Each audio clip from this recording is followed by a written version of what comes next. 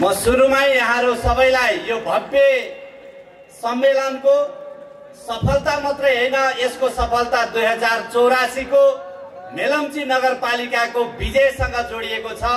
यो विजय समेत प्राप्त गर्ने हिम्मत, साहस, एकता सहितको यो सम्मेलन बनोस् र यसले नयाँ नेतृत्व निर्माण गरेर मेलम्ची नगरपालिकालाई माओवादी भनेको के हो र माओवादीले ल्याउन खोजेको विकास, समृद्धि र सुशासन के हो भन्ने कुराको सन्देश दिने कमिटी बनोस्। यसका निमित्त म हार्दिक शुभकामना व्यक्त गर्दछु। र मेलम्ची नगरपालिका वास्तवमा यो मेलम्ची खोला बैगुनलाई गुणले पैँचो तिर्ने खोला हो। 2051 सालमा यस खोलाको एकजना बौद्धिक व्यक्तित्व रोहिणीराज सिगदेल सिन्धुपाल्चोक जिल्लाका 4-5 जना पढे लेखेका त्यति बेलाका ग्रेजुएट गरेका व्यक्तित्व मध्ये एक हुनुहुन्थ्यो। उहाँ 1 नम्बर क्षेत्रको 12 खोलामा चुनाव लड्न जानुभएको थियो नेपाली कांग्रेसको तर्फबाट। तर उहाँलाई त्यति बेला आफ्नै पार्टीका नेताले चुनाव हराइदिनु भयो र उहाँ चुनाव जित्न सक्नु भएन। 1 नम्बर क्षेत्रको म त्यहाँको नागरिक पनि भएका हैसियतले म रिग्रेट गर्न चाहन्छु र तपाईहरु सबैलाई धन्यवाद दिन चाहन्छु। तिनै बैगुनी नेतालाई तपाईहरुले यो मेलम्चीबाट जिताएर पठाइदिनु भयो। तपाईहरु बैगुनलाई गुणले तिर्न सक्ने क्षेत्रका व्यक्तिहरू हुनुहुन्छ, जनसमुदायहरू हुनुहुन्छ। यो क्षेत्रमा निरन्तर गुण लगाइराखेको नेताहरू बिस्तारै जन्मिँदै आउनु भएको छ। युवराज दुलाल शरद उहाँले अवसर प्राप्त पनि गर्नु भएको छ र त्यो अवसरको सदुपयोग गरेर यो क्षेत्रलाई विकासको एउटा विकास के हो भन्ने कुराको नमुना दिनुभएको छ। सँगसँगै यस क्षेत्रमा अरु धेरै श्रृङ्खलाबद्ध नेताहरू जसले अवसर प्राप्त गरेर बाँकी छ तर इतिहासमा असाध्यै इमानदारीता प्रस्तुत गर्ने चन्द्रबहादुर थापा, झम्क पराजुली लगायतका चाहिँ सम्पूर्ण नेताहरू यस क्षेत्रमा हुनुहुन्छ। त्यसकारण मलाई लाग्छ आगामी दिनमा तपाईहरुको र मेलम्ची खोलाका आम जनसमुदायको उत्तरदायित्व यो हुन्छ बैगुनलाई गुणले हैन, गुणलाई अझ उच्च प्रकृतिको गुणले तिरेर तपाईलाई न्याय गर्ने र मेलम्ची खोलाले न्याय गर्ने एउटा वातावरण पक्कै पनि बन्छ भन्ने कुरा म आजको यस कार्यक्रममा राख्न चाहन्छु। यति बेला देशमा समग्रतामै प्रेतहरू जागेको बेला छ। त्यो पनि यस्तो कारणले जागेको छ कि देशमा जसको सरकार छ, जसको नेतृत्व छ, जो प्रधानमन्त्री हुनुहुन्छ उहाँ जिउँदो हुनुहुन्छ, जिउँदै नेतृत्व गरिराख्नु भएको छ। यो गणतन्त्र जिउँदो छ, जाग्दो छ। तर यो गणतन्त्रलाई नेतृत्व गर्ने प्रधानमन्त्रीका कारणले उहाँले यहाँ भएका सारा आम जनसमुदायलाई ठीक ढंगले ट्रिट नगरेको कारणले, आफ्नो उत्तरदायित्व ठीक ढंगले वहन नगरेको कारणले, देशको सुशासन र भ्रष्टाचार नियन्त्रण नगरेको कारणले, भ्रष्टाचारीहरूप्रति सदा सहायता देखाएको कारणले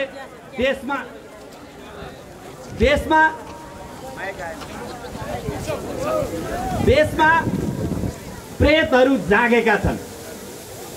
यति बेला अहिले हामीलाई कहिलेकाहीँ प्रश्न गरिन्छ कि तिमीहरू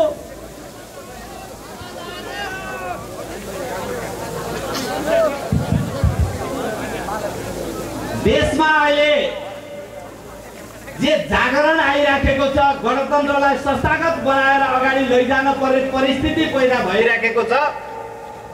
अहिले कहिलेकाहीँ गणतन्त्रवादीहरूलाई प्रश्न गरिन्छ, तिमीहरूले विशेष गरी अझ माओवादीहरूले यो देशलाई बदल्नको निमित्त, यो देशको परिवर्तनको निमित्त, यो देशमा सुशासन, भ्रष्टाचार, न्याय र तलका भुइँ मान्छेका चाहिँ न्यायका निमित्त जे क्रान्ति गरे त्यो क्रान्तिसँग पुराना इतिहासहरू जोडिने गर्छ। म तपाईहरुलाई भन्न चाहन्छु, माओवादी माथि मात्रै होइन, यो देशका समग्र गणतन्त्रवादीहरूलाई यो देशका गणतन्त्रवादीहरूले प्रश्न उठाउने अधिकार छ। यो देशका आम नागरिकहरूले प्रश्न उठाउने अधिकार छ। यो देशका नयाँ युवाहरूले प्रश्न उठाउने अधिकार छ।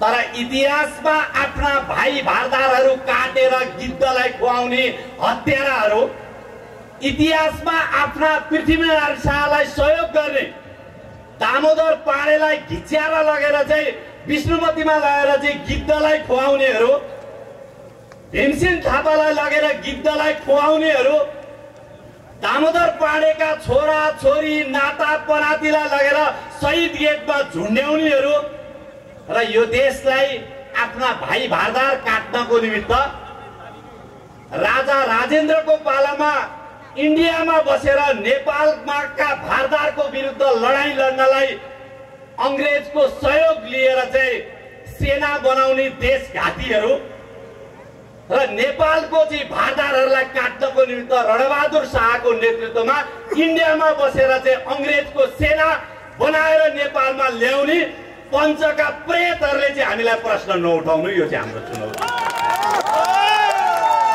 हामी चुनौती दिन चाहन्छौँ, हरेक क्षेत्रबाट चुनौती दिन चाहन्छु। यो जनताको एक एक रगत पसिना आँसु एक दिनको होइन, एक वर्षको होइन, 2 वर्षको होइन, 5 वर्षको होइन, सयौं वर्षसम्मको हत्या, आतंक, बलात्कार, अन्याय, अत्याचार को 240 वर्षको लामो श्रृङ्खलाको बीचमा यो देशमा भएका दलित, आदिवासी, जनजाति, महिला, उत्पीडित, गरिब समग्र मान्छेहरूले एक एक पसिना रगत जोडेर निर्माण गरेको जनमुक्ति सेना सहितको एउटा विद्रोह मार्फत यो देशको 240 वर्षको शासन पल्टाइएको हो। काठमाडौँमा 15,000 मान्छे जम्मा गरेर राजा फर्काउने सपना चाहिँ कुनै भुराबारीले नदेखेको। र म आम जनसमुदायलाई पनि, आम नयाँ जेनेरेसनलाई भन्न चाहन्छु, आजको मान्छेहरूसँग रिस उठ्यो भनेर प्रेत अनुरोध गर्न चाहन्छु। काठमाडौँमा बालेन आएर महानगर जिते र चुनावमा केही गर्छु भन्ने हिम्मत गरे नयाँ जेनेरेसन आउनुहोस्, चुनाव लड्नुहोस्, यो देशमा आफै राष्ट्रपति हुनुहोस्, आफै प्रधानमन्त्री हुनुहोस् र यो देशलाई बदल्ने अभियानमा लाग्नुहोस्। यो देशमा माओवादीले अझै पनि देशमा प्रत्यक्ष कार्यकारिणी राष्ट्रपति प्रणाली गरौँ, कर्णाली या सुदूरपश्चिम या कुनै पनि ठाउँका व्यक्तिलाई यो देशको राष्ट्र प्रमुख बनाऊ। यो देशमा प्रत्यक्ष कार्यकारिणी प्रदेश प्रमुख बनाऊ, प्रदेशका कुनै पनि क्षेत्रका मान्छेहरूलाई प्रमुख बनाऊ, पूर्ण समानुपातिक बनाऊ, हरेक जात, जाति, भाषा, धर्म, क्षेत्र, वर्ग, समुदायका व्यक्तिहरूलाई बिना पैसा खर्च नगरे पनि चुनाव जितिन्छ भन्ने वातावरण बनाएर सांसद बनाऊ र न्यायका निमित्त काम गर्न लगाऊ। यो देशमा कम्तीमा विज्ञ मान्छेहरूलाई चाहिँ मन्त्री बनाऊ र उनीहरू मार्फत संसदबाट अनुमोदन गरेर अगाडि बढाउँ भन्ने व्यवस्थाका निमित्त लडेको छ। त्यसले गर्दा एक पटक व्यक्तिका लागि होइन, म तपाईहरु सबैलाई अनुरोध गर्न चाहन्छु, यो देशलाई अध्यक्ष कमरेड प्रचण्डको 10 वर्षको जनयुद्ध सहितको गणतन्त्र प्राप्त गर्ने जुन नेतृत्व थियो, एक पटक यो देशलाई पूर्ण सत्ता सहितको, पूर्ण अधिकार सहितको परिवर्तन यो देशलाई अनुभूति गर्ने अवसर यो देशले खोजेको छ। त्यसको निमित्त एक पटक अध्यक्ष कमरेड प्रचण्डलाई साक्षी राखेर सिन्धुपाल्चोक जिल्लाका 2वटै क्षेत्र, 4वटै प्रदेश क्षेत्रमा नेकपा माओवादी केन्द्रले 12वटा गाउँपालिकामा नेकपा माओवादीले झण्डा गाड्ने प्रण गर्न जरुरी छ। यो प्रण मेलम्ची नगरपालिकाले गरोस्। यसको म हार्दिक शुभकामना सहित मेरो भनाइ अन्त गर्दछु। धन्यवाद।